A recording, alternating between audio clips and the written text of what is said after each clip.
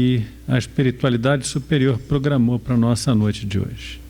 Graças a Deus. Boa noite, irmãs, boa noite, irmãos. Antes de mais nada, se vocês notarem que eu estou falando um pouco enrolado, é porque acabo de vir da dentista, então ainda estou com a anestesia fazendo efeito. Não é o palestrante que bebeu umas e outras e veio para a casa espírita, tá?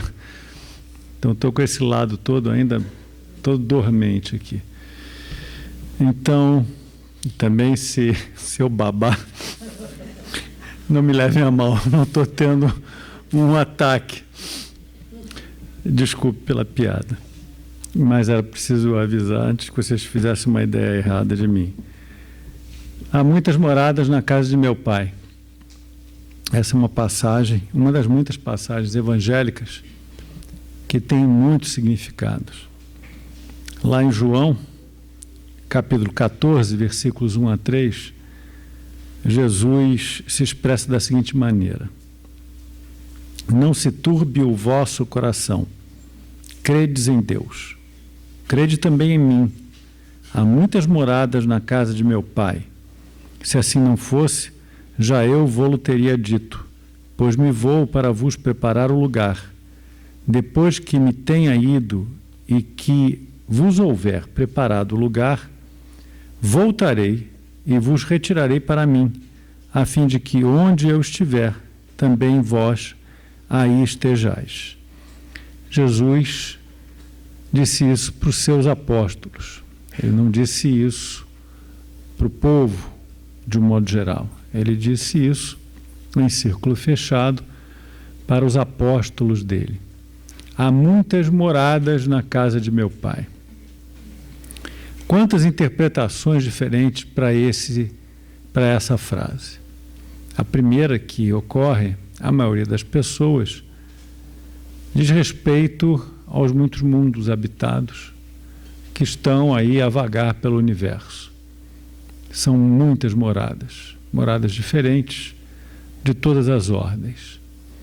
Mas há também a possibilidade de se interpretar como muitas moradas psíquicas. Cada um de nós estagiamos em mundos, universos diferentes. Já disse o filósofo que cada um de nós é em si mesmo um universo de ideias, de sentimentos, cada um particular, cada um diferente do outro, cada um muito específico. E até ao longo da vida, estagiamos nós em diferentes momentos, em diferentes mundos. O meu mundo infantil, esse ficou lá para trás, por mais doce, por mais agradável que tenha sido, todas aquelas preocupações pueris, todos aqueles muitos folguedos, diversões. O meu mundo de jovem também passou. Não me lembro mais do que eram as minhas preocupações quando era jovem. Meu mundo de homem maduro, esse está mais próximo. Me lembro das preocupações, me lembro das esperanças, me lembro daquilo que pretendia. E o meu mundo agora, de uma pessoa já entrando no terço final da experiência carnal, é um mundo completamente diferente. Eu diria que o meu mundo hoje é muito mais pacífico do que foi o meu mundo de jovem. E sou a mesma pessoa, ou não, porque se meu mundo se modifica, modifica-se também a persona que habita nesse mundo. E eu falo só de um período encarnatório aqui para citar um exemplo. Agora imaginemos as muitas encarnações. O que era o nosso mundo na encarnação anterior? Uma vez ou outra, já me surgiu no campo espiritual uma determinada encarnação anterior. Era um mundo do qual eu não gosto hoje. Era um mundo do qual eu participava e do qual eu não gosto hoje. Aquele mundo eu já não habito mais. Habito outro mundo. Então essa também é uma interpretação a ser considerada com bastante vagar, com bastante cuidado. Há muitas moradas na casa de meu pai, há muitos estágios para cada um de nós dentro do próprio universo que nós criamos. Há muitos mundos psíquicos que nós construímos. Está vendo? Ela vive num outro mundo. Num mundo muito alegre, num mundo muito feliz. Um mundo que também enche a gente de alegria e de felicidade. Mas o mundo dela não é o nosso mundo. Ou pelo menos a maioria de nós. Não é mais o meu mundo. Talvez quando eu tiver netos. Mas não é. E há uma terceira interpretação, que é a dos mundos espirituais, dessa infinidade de mundos que se desdobram sobre mundos. Posso até ampliar um pouco mais essa ideia. Hoje, os físicos, os astrônomos, eles já lidam com uma teoria, e já lidam há algum tempo, com uma teoria que nos fala não de um universo, mas fala de um pluriverso. Vários universos que convivem, que estão postos lado a lado, ou até mais instigantemente falando, estão interpenetrados, embora os seres de um universo não percebam os seres do outro universo. Vocês já fizeram bolinha de sabão? Já, né? Vocês já fizeram aquela brincadeira de colar uma bolinha de sabão na outra? Aí fica a bolinha de sabão parecendo uma espécie de fruta, de fruta do conde, né? Cheia de gominhos. Imagina o pluriverso. Essa bola de sabão cheia de globinhos, e um globinho se fundindo no outro, interpenetrando o outro. Agora imagina o próprio mundo espiritual sendo um desses universos.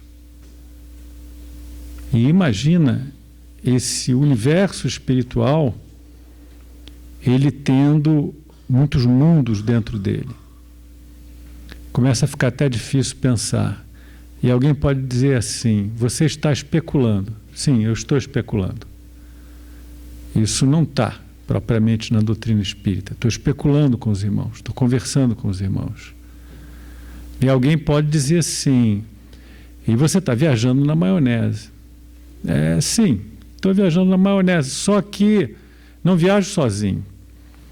Um dos primeiros espíritas, um dos primeiros cientistas espíritas, um alemão físico chamado Friedrich Zollner, ele só se aproximou do espiritismo porque no final do século XIX, início do século XX, e olha, final do século XIX, início do século XX, ele já especulava sobre a existência de um universo paralelo.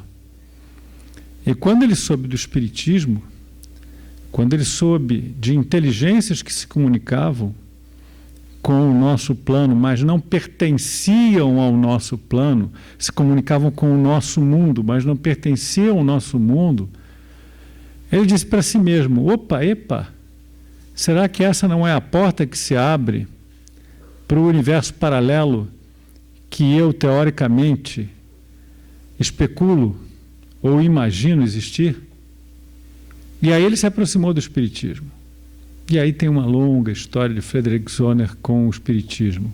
Uma história bem interessante. Um físico alemão do final do século XIX, início do século XX. Então, quando eu especulo aqui com os irmãos a respeito de uma teoria física ou astrofísica e insiro nessa especulação a ideia de muitos universos, muitos mundos, e o plano espiritual ser um desses universos, Eu não estou indo tão longe assim. Estou especulando. Estou viajando na maionese, mas não estou viajando sozinho.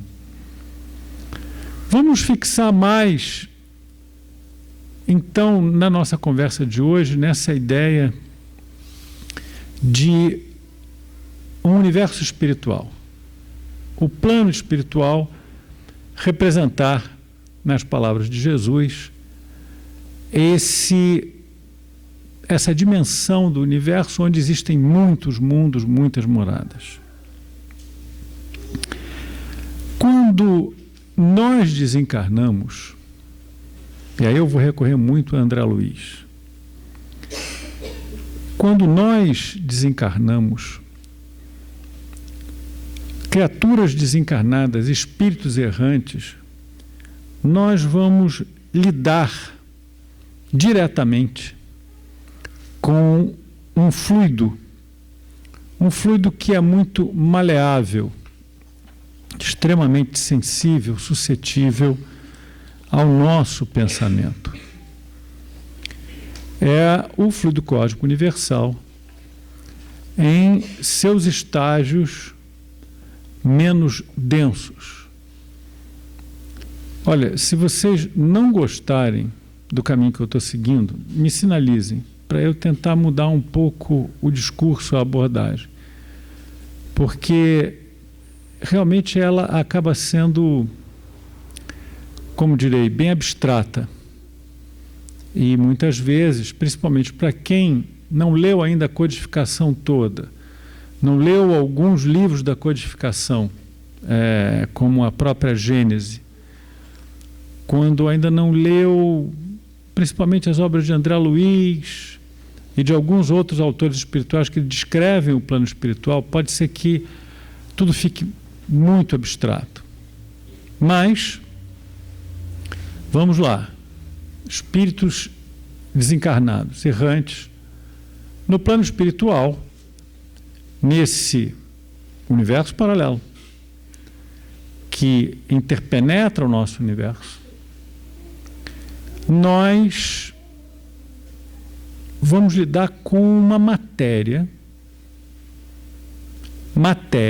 ainda matéria, porém uma matéria tão fluida, tão quintessenciada nas próprias palavras de Kardec, que o nosso pensamento acaba moldando essa matéria.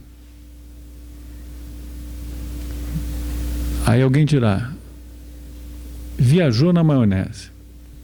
Os espíritos disseram isso para Kardec. Vou citar um exemplo. Todo mundo já ouviu falar no Stephen Hawking, aquele físico britânico, já desencarnado, mas pouca gente ouviu falar num colega dele que trabalhava especificamente com física quântica. O sobrenome dele era Penrose, alguma coisa assim. Não me lembro exatamente do sobrenome dele. Esse camarada, ele trabalhou durante anos em pesquisa teórica e aí, num determinado momento, ele parou as pesquisas dele e disse, olha, eu vou para a Índia. Ah, vai para a Índia? Você vai fazer o que na Índia? Eu vou aprender aquela metafísica hinduísta, aquela metafísica oriental toda, porque existe um princípio nessa metafísica hindu que está me parecendo algo muito real. Como assim? Explica. Bom, dentro do pensamento hinduísta, a realidade que nos cerca, ela só existe porque nós acreditamos que ela existe. E toda ela é moldada pelo nosso pensamento. E as coisas acontecem em função daquilo que nós pensamos e projetamos.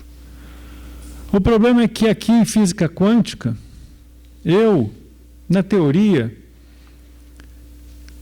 imagino uma série de coisas, naturalmente pautado em equações matemáticas, em algumas outras experiências anteriores, mas eu imagino um monte de coisas e aquilo que eu imagino teoricamente, 99,99% quando a gente chega a levar para o laboratório, consegue comprovar em laboratório que a teoria estava funcionando, que a teoria é válida.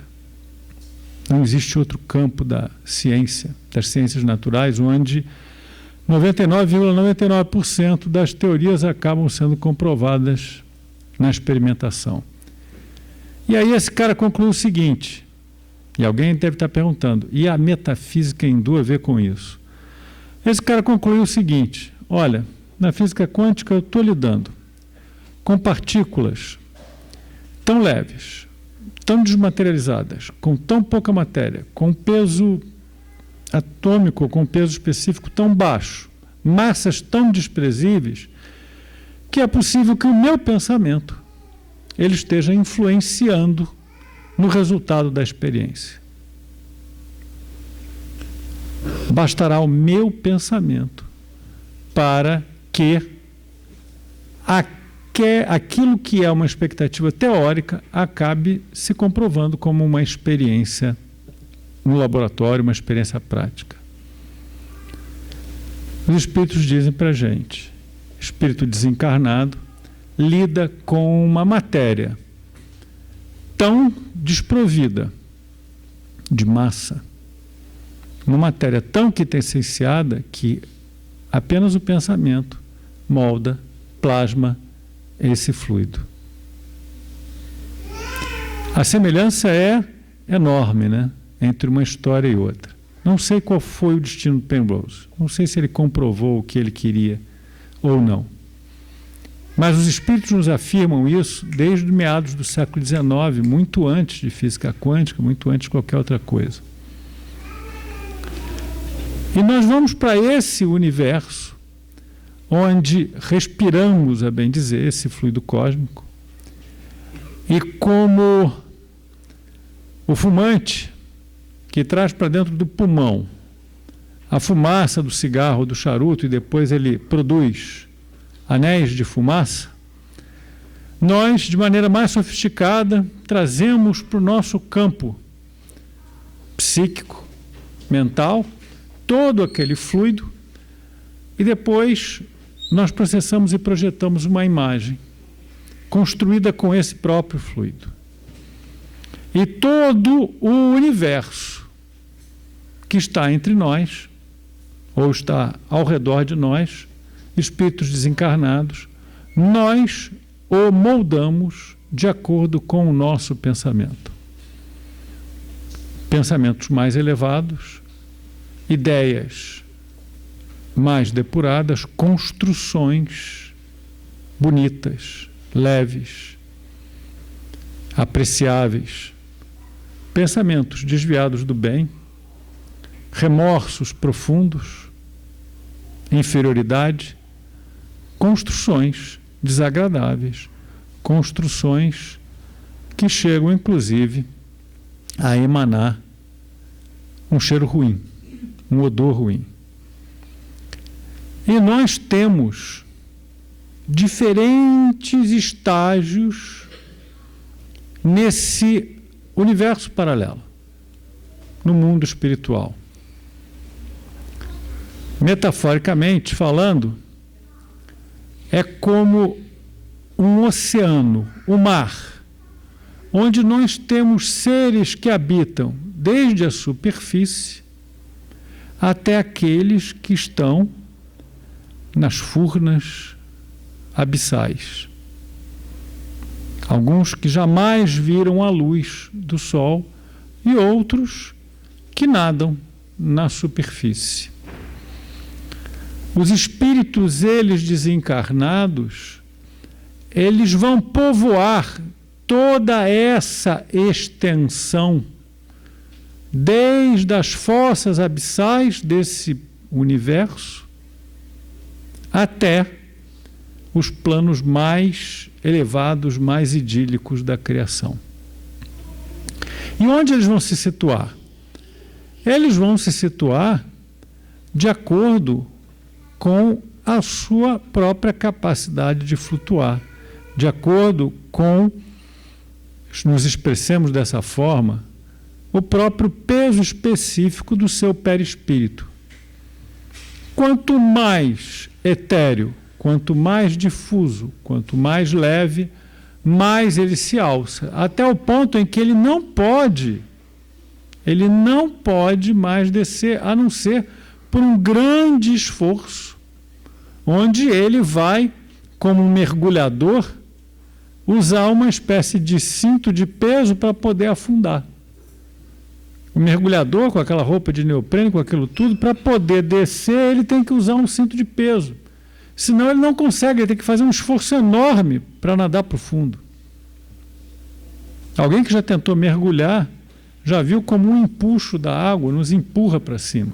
E a gente tem que fazer um esforço para ir para baixo. Já o que está lá embaixo, ele não consegue sair lá de baixo.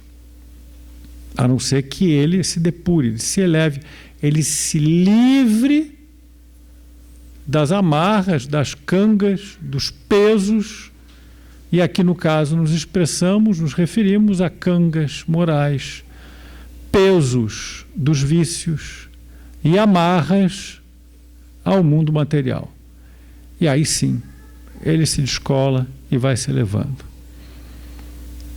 Nesse mundo, nessas esferas desse universo paralelo ao nosso, nós temos as regiões umbralinas que estão aqui próximas da crosta da Terra.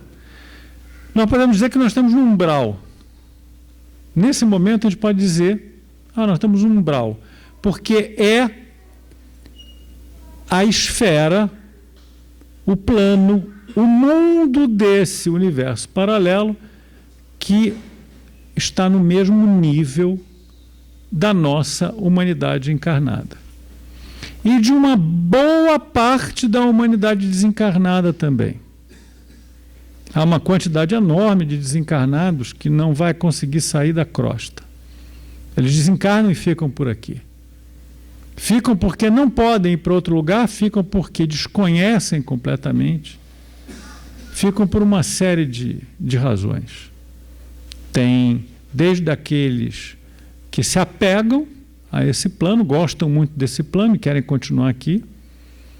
Existe uma história, eu acho que já até contei aqui na casa, a história de um espírito que até se ouve bem numa determinada encarnação e quando desencarnou foi recebido pelos espíritos mentores que o acompanhavam e ele pediu para não seguir logo para o plano mais afastado da crosta, não elevado. E os mentores disseram, você tem certeza que você está pedindo? Ele disse, não tenho certeza. Que ele foi uma pessoa que lutou com muitas dificuldades durante a vida, teve uma série de restrições financeiras, e ele sempre teve uma ambição, que era fazer um grande cruzeiro transatlântico. E ele, desencarnado aqui na cidade do Rio de Janeiro, foi para o Pier Mauá. Chegou lá no Pier Mauá, no pier de passageiros, viu um transatlântico e embarcou no transatlântico. E a história continua aí de um espírito que se recusou a subir, porque ele estava tão apegado ainda à matéria e aos prazeres materiais. E há tantas outras histórias de espíritos que desencarnam e completamente ignorantes de onde estão, também não conseguem sair de onde estão. Então tem a história do menino, do rapaz, que desencarnou num acidente de automóvel e um dia ele embarca no carro de um médium que está a caminho de uma sessão espírita, e o médium pergunta para ele, mas o que você está fazendo aqui? E ele diz, não sei. Mas como você não sabe? Como você veio parar aqui? Como você veio parar nessa estrada? Eu só sei que dirigia meu carro. E depois eu me vi à beira da estrada. E eu não sei. Não sei o que faço. E não sei como entrei no seu carro. Então fica aqui. Me acompanha porque nós vamos para um lugar onde certamente haverá quem possa te explicar. Aquele era um espírito sofredor perdido, um jovem que não teve nenhuma instrução a respeito da vida espiritual, provavelmente não recebeu também nenhuma instrução evangélica, e ele estava ali. Não era uma pessoa ruim, não era alguém mau, era só alguém perdido. Há muitos perdidos. Há muitos perdidos nesse universo paralelo. Há muitos que não sabem como se deslocar. há muitos que não têm qualquer roteiro. O umbral, ele não funciona como uma zona infernal punitiva. Na verdade, o umbral, ele funciona como uma região destinada a esgotar os nossos resíduos mentais. É mais ou menos como quando a gente vai entrar no banco. Enquanto a gente não tirar todo o metal do bolso, não passa por aquela porta giratória.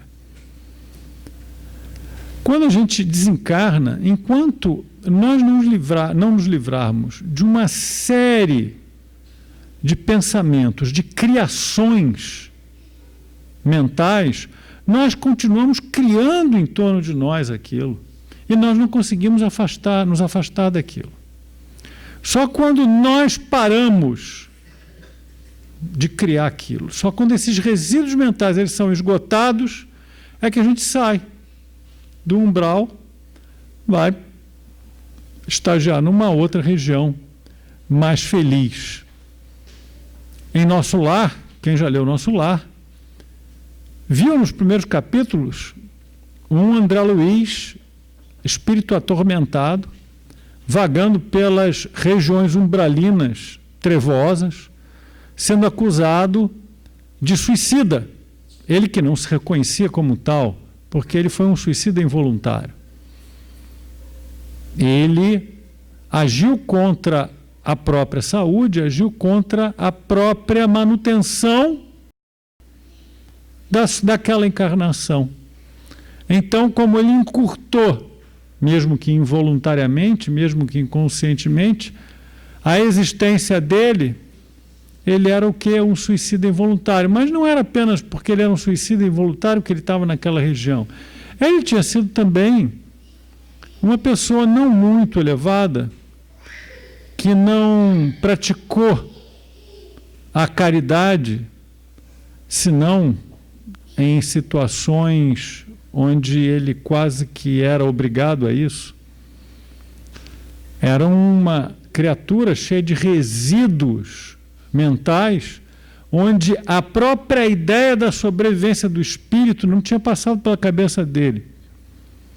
E aí, quando é que ele vai ser resgatado por aqueles socorristas de Nosso Lar e levado para essa cidade no espaço? Só quando ele consegue se afastar do homem que ele foi e se lembrar do menino que recebeu as instruções cristãs de sua mãe. Quando ele se lembra da mãe e entra em oração sincera, ele recebe socorro. Ou seja, ele se livrou dos resíduos mentais que ele carregou, e só depois de ter se livrado desses resíduos mentais, ele pôde ser levado para uma situação mais confortável. Porque Nosso Lar também não é um paraíso. Algumas pessoas leem o Nosso Lar e se empolgam. Quando eu desencarnar, eu quero ir para o Nosso Lar. É um bom objetivo, mas é um objetivo bem modesto. Porque Nosso Lar não é das cidades do espaço, não é desses mundos nesse universo paralelo, um dos mais evoluídos, nem dos mais felizes.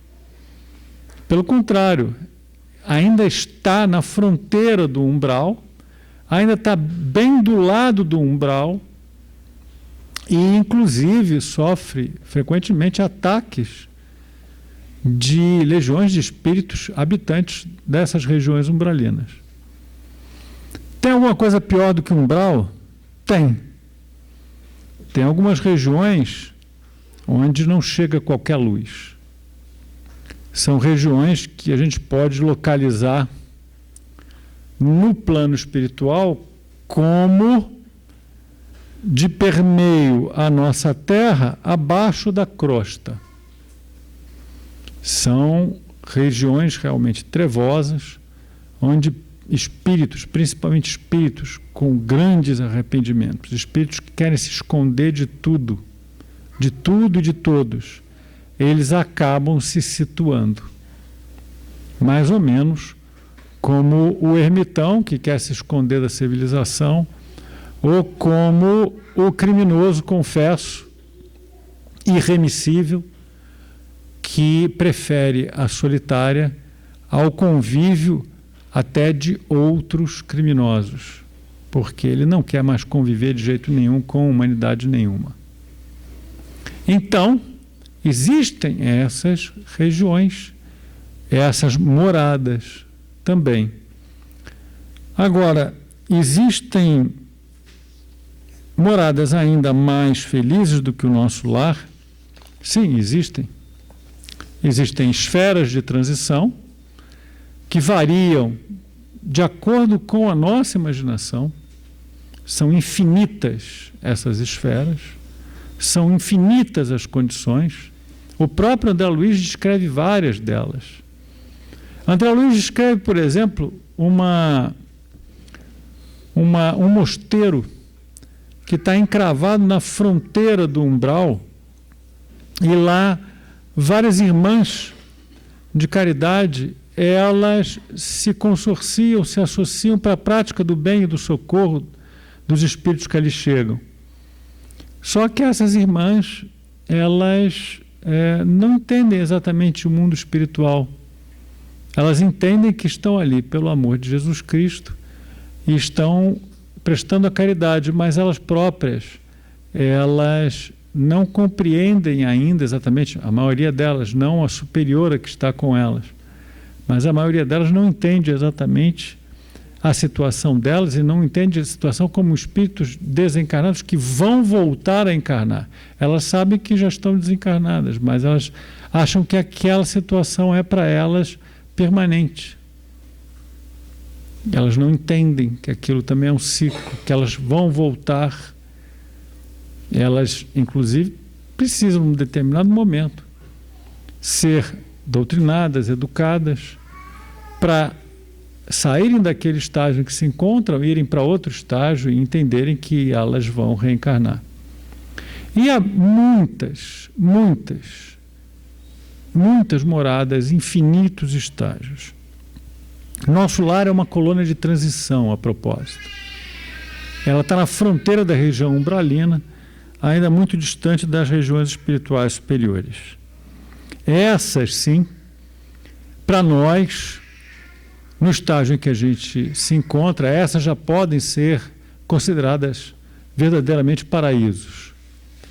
Ainda não é o limite, porque o limite, o fim, nós não conhecemos, nem ouvimos falar, nem nos trouxeram notícias a respeito, mas certamente, mesmo essas regiões superiores próximas aqui da Terra, ainda não são as mais elevadas, ainda não estão próximas ou mais próximas do fim. Tudo nesse estágio em que os espíritos se encontram na erraticidade é temporário. Na verdade, nossa vida, ela é toda transitória. Siddhartha Gautama, Buda, 500 anos antes de Cristo, ele dizia que a única certeza desse mundo era a impermanência. A única certeza era a impermanência. Então, todos esses planos que a gente faz, traça, tudo que nós consideramos de longo prazo, quando a gente lida, por exemplo, em economia, eu lido agora com o meu processo de aposentadoria. Então, como eu disse, eu estou entrando no terço final desse processo encarnatório. Então, nesse terço final do processo encarnatório, já estou me preparando para a aposentadoria e aí eu faço um plano. Bom, eu estou com 60, quero me aposentar aos 65, pode ser que eu tenha que me aposentar antes, minha expectativa de vida, de acordo com aquilo que vive os meus avoengos, ou viveram os meus avoengos, os meus ancestrais, algo entre 85 e 90 anos, considerando as doenças que eu já desenvolvi, doença crônica com quem eu tenho que lidar, menos 2, 3 anos na expectativa, algo em torno de entre 82 e 87 anos é o que eu devo ainda permanecer aqui, até 82, 87 anos. Se eu me aposentar com 65 que eu quero, eu vou ter pela frente mais 22 anos, na melhor das hipóteses, e vou ter 19 anos, na pior das hipóteses. Isso significa que eu tenho que ter dinheiro para esse momento, para esse... E quando eu falo, principalmente em Brasil, em 22 anos, eu falo em longo prazo, né? 22 anos é um longo prazo para o espírito. 22 anos para o espírito não chega nem a ser uma gota, se compararmos, se nós dissermos que a eternidade é o conjunto de todos os oceanos. 20 anos não é nem uma gota, 22 anos eu acho que não é nem um átomo de água, uma molécula de água, perdão. É talvez um elétron ou uma subpartícula de um átomo de hidrogênio. É muito pouco, é nada. Então essa nossa visão de longo prazo, e que a gente acha que está tudo muito bem estabelecido, solidamente estabelecido, não é nada. E tudo se modifica. A impermanência, como disse Buda, é a única certeza que a gente tem. E os espíritos, eles dizem para a gente da mesma maneira. Eles dizem, olha, tudo é temporário. Tudo é temporário. O Emmanuel disse para Chico Xavier, uma vez, quando Chico Xavier estava muito triste, Chico, não fique triste, isso passa. E aí um dia Chico estava muito contente, muito feliz, Emmanuel surgiu para ele e disse, Chico, isso também passa. Tudo passa. Nós damos um crédito enorme, nós damos um valor enorme, nós nos preocupamos, afligimos com coisas que simplesmente são absolutamente passageiras, transitórias.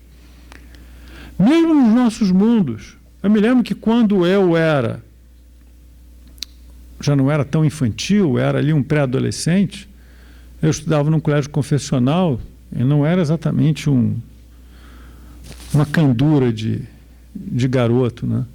Então eu virava e mexia, eu ficava depois da hora decorando verso em francês, porque no colégio onde eu estudava, o titular da turma, né, que era um clérigo, ele era também o professor de religião e de francês. Então, ele botava a gente para decorar verso em francês depois da hora. E ficava lá eu decorando verso em francês, e aquilo ali era o fim do mundo para mim. No meu universo pré-adolescente, aquilo era o fim do mundo. Era absolutamente o fim do mundo. Porque eu estava perdendo 1 ou 2 horas que eu podia ter ido para casa jogar bola. E ainda tinha um outro problema, que era torear minha mãe quando eu chegasse em casa. Porque eu ia ter que apresentar a caderneta para ela, ela ia ter que assinar aquela bendita daquela caderneta. Eu ia levar umas escovadas, porque naquela época a gente levava umas escovadas. Hoje em dia tem um monte de restrição, tem um monte de coisa. Mas na minha época, levei umas boas corridas da minha mãe. E aí, aquilo para mim era um inferno. No meu universo, aquilo era um inferno. Agora, no universo em que eu habito, nesse universo de um homem que começa a ficar velho, isso para mim é uma graça. Conto como piada. Queria eu voltar a decorar verso em francês e ter como única preocupação não ter mais 1 hora para jogar bola. Tudo é transitório. E aí, agora, eu estou preocupado com os próximos 22 ou 25 anos de aposentadoria, e isso é transitório. Não estou dizendo que a gente não deva se preocupar, não estou dizendo que a gente não deva fazer planos, eu vou continuar fazendo meus planos, mas é ter perspectiva das coisas. É botar as coisas em perspectiva. Há muitas moradas na casa do meu pai, serve também para que nós coloquemos tudo em perspectiva nas nossas existências. Enquanto elas são passageiras, efêmeras, e quanto esse mundo não é a única opção. Muitos de nós, vencidas algumas etapas, vamos estagiar em outros mundos. Tudo na nossa existência é transitório, até que nós cheguemos ao amor verdadeiro, ao completo amor, a esse destino finalista, a esse final que Deus pretende para nós, que é de absoluta felicidade, total conhecimento e completa integração com a mente divina. Até lá tudo é transitório. Tudo, absolutamente tudo transitório. E essa é uma das condições com as quais nós devemos lidar. Ou a maior condição que nós devemos lidar, que é a transitoriedade. Os próprios mundos, agora falando de mundos materiais como o nosso, eles são, em um determinado momento, mundos de transição. Especificamente, mundos que não são habitados por criaturas corpóreas, são habitados exclusivamente por espíritos que estão ali de passagem, como numa espécie de hotel, se adaptando a um novo momento evolutivo. A Terra já foi um mundo de transição. Hoje é um mundo de provas e expiação. Vai se converter num mundo de regeneração. Será que nós veremos? Será que nós acompanharemos? Algumas pessoas dizem assim, espero viver para ver a Terra se transformar em um mundo de regeneração. Eu às vezes digo assim, talvez eu seja mais ambicioso. Eu quero ir logo para outro mundo. E deixa a Terra continuar evoluindo. Muita ambição? Talvez seja muita ambição. Mas isso reflete o fato de que essa transitoriedade, ela também se dá por longos períodos de tempo, de acordo com a métrica que nós utilizamos, que não é a métrica do espírito. É a métrica do nosso tempo, do tempo que só existe no planeta Terra. O tempo só existe na Terra, o tempo, como a gente entende, só existe na Terra. Porque ele está associado aos movimentos do nosso planeta. Um ano só é um ano, porque está associado ao movimento de translação em torno do Sol. O ano em Marte é diferente do ano na Terra. O ano em Júpiter é diferente do ano da Terra. O ano em Vênus é diferente do ano da Terra. O dia também, ele está associado ao movimento de rotação. É o tempo que a Terra leva para completar um giro completo, um giro inteiro em torno do seu próprio eixo. Então, o tempo, como a gente entende, ele surgiu um dia, quando a Terra surgiu, e vai desaparecer quando a Terra desaparecer. Porque a Terra, até nisso, e toda a matéria transitória, ela também vai desaparecer, ela vai virar poeira no espaço. Vai levar um tempo. Tem uns cálculos aí. Variam desde modestos 5 milhões de anos até algo em torno de 5 bilhões de anos. A Terra já tem 4,5 bilhões de anos, teria outros 5 bilhões de anos aí pela frente antes de desaparecer. Mas tem outros cálculos aí mais agressivos que falam em 5 milhões de anos. Eu não sei exatamente em que eles se baseiam, mas já li. De qualquer maneira, vai desaparecer. De qualquer maneira, ela não vai mais estar aqui num determinado momento. E nós vamos estar aonde? Em transição. Em transição, transitando por mundos diferentes. E esse universo que está aqui em torno, esse universo paralelo que nos permeia, ele também está em transição. Ele também se modifica. Se lembra que eu disse que os universos, eles, nessa teoria, eles estão interceptando um ou outro. E os seres de um e de outro não necessariamente conseguem se ver e se falar. Mas acontece que cada um desses mundos, cada um desses universos, produz um efeito sobre o outro. Aqui na Terra, principalmente nessa parte do mundo espiritual que está mais próximo da crosta terrestre, cada vez que acontece alguma coisa aqui, como uma revolução, uma guerra, uma tragédia qualquer, a região umbralina também é abalada. Uma quantidade de espíritos saem daqui e vão para lá. Uma quantidade de espíritos de lá ficam aqui em volta, exercitando suas paixões. Então, existe esse tipo de interferência. Em Lucas, existe uma frase que diz: o reino do Senhor não vem com aparências externas. Para todos nós que entendemos a ideia da transitoriedade dos muitos mundos pelos quais nós ainda iremos vagar, não podemos ter qualquer tipo de ligação com aparências externas. Porque nesse mundo eu aparento ser alguma coisa. Um sujeito muito bonzinho, um sujeito muito sabido, a moça muito bonita, a outra que é boazinha.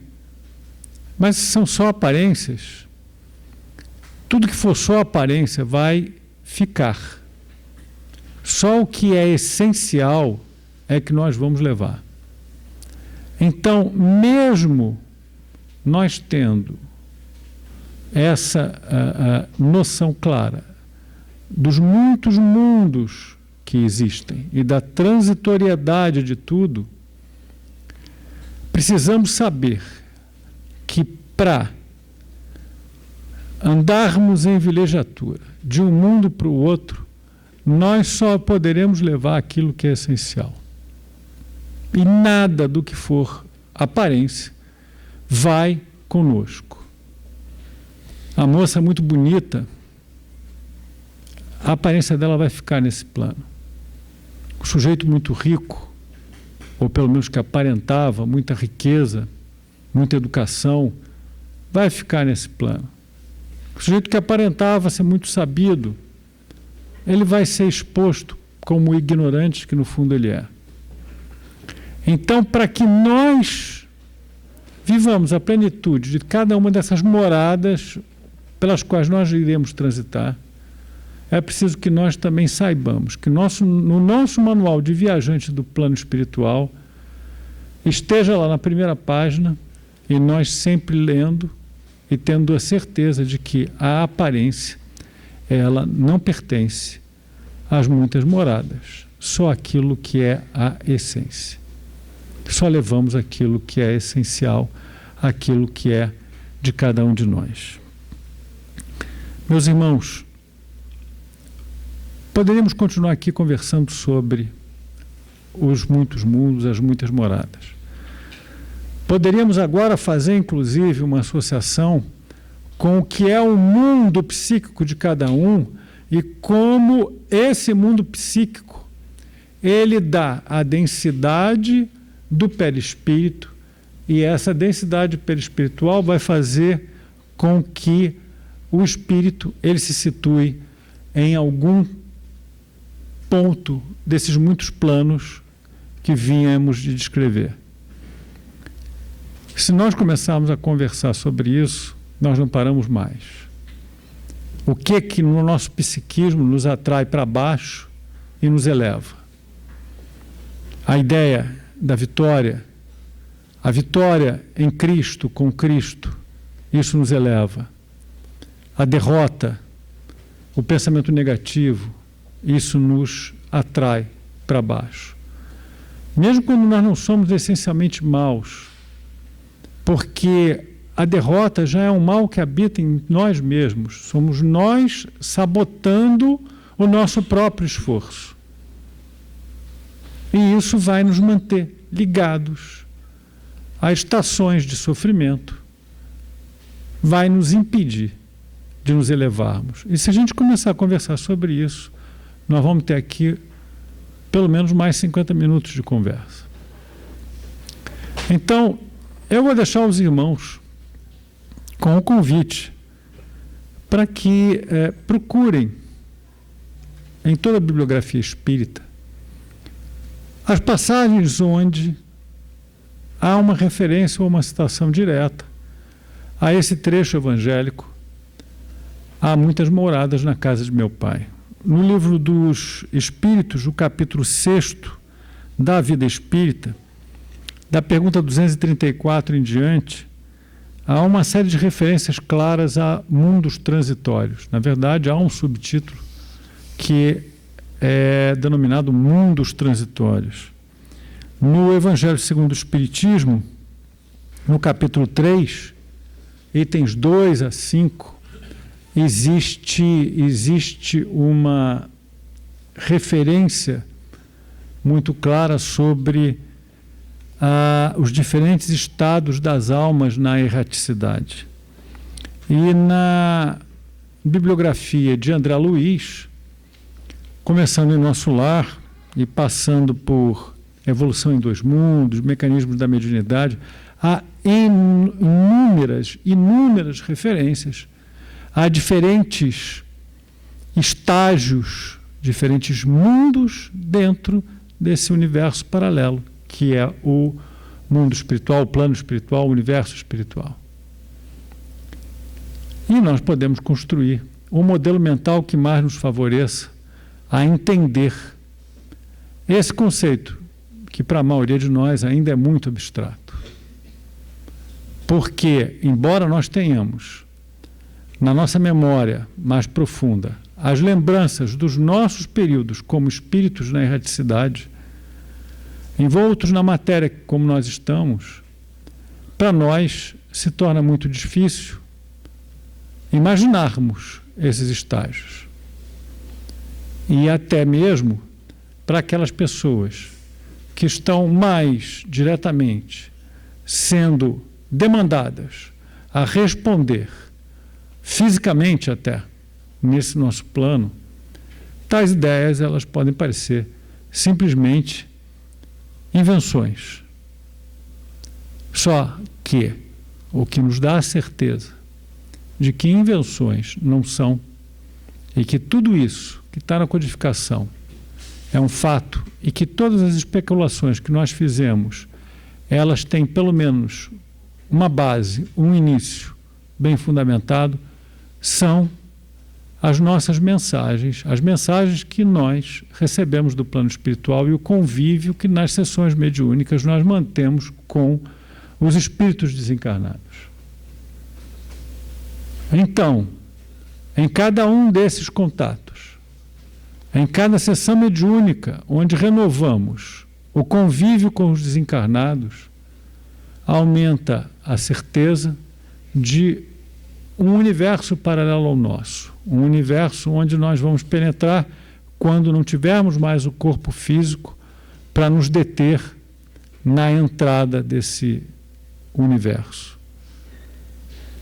A certeza de que todos temos diferentes estágios ainda a percorrer. Essa certeza, ela nos facilita e nos faculta compreender e assimilar aquilo que para muitos será apenas uma abstração, aquilo que para muitos será apenas uma criação das nossas mentes, sequiosas por algum tipo de justificativa para as nossas existências dolorosas, para os nossos planos frustrados, para as nossas doenças materiais que minam todas as nossas grandes esperanças, só que esperanças apenas transitórias, esperanças de curtíssimo prazo. Pelo convívio com a espiritualidade, através da mediunidade, pelos muitos relatos que nós recebemos e que vamos comprovando, nós alargamos o nosso horizonte e abrimos antecipadamente portas e janelas para esse universo paralelo ao nosso e para aquilo que é ainda um futuro transitório, mas um futuro muito mais amplo e nada comparável ao nosso imediatismo. Algo muito maior para todos nós. Irmãos, leiam o Livro dos Espíritos, leiam o Evangelho segundo o Espiritismo, leiam a Gênese de Allan Kardec, também fala bastante sobre a origem dos mundos, fala bastante na segunda parte sobre fluidos, Leiam Espiritismo perante a Ciência, de Gabriel Delany.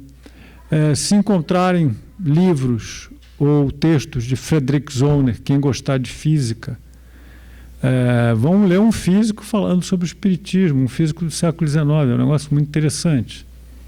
E há muitos outros pesquisadores daquela época que vão falar sobre psiquismo, falar sobre mediunidade e nos dar uma visão dessas muitas moradas que há na casa de Deus. Graças a Deus, graças a Jesus e aos nossos amigos espirituais. Bem, meus irmãos, nós agradecemos ao Alexandre, que nos trouxe muito material para a nossa reflexão. Pensemos nisso.